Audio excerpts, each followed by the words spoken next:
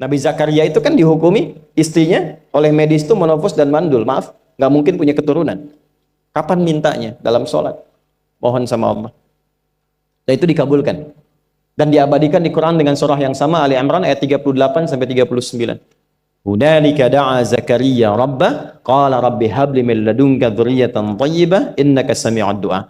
Ya Allah, mereka mengatakan aku nggak mungkin punya keturunan. Mereka mengatakan istriku punya keterbatasan. Maka aku memohon kepadamu yang tidak punya batas dalam pemberian. Engkau yang maha mendengar. Kalau kepada yang maha mendengar doa saya tidak dikabulkan, mohon tunjukkan kepadaku lewat sholat ini ya Allah, dengan cara apa lagi dan kepada siapa aku mesti memohon. Itu nggak nunggu lama, permohonan selesai turun jawaban ayat 39-nya. Fanadathul malaikatu wa huwa qa'imun yusalli fil mihrab. Turun malaikat mengabarkan engkau dapat kabar gembira akan punya anak, langsung namanya dikasih Allah Yahya. Annallaha yubasyiruka bi Yahya. Artinya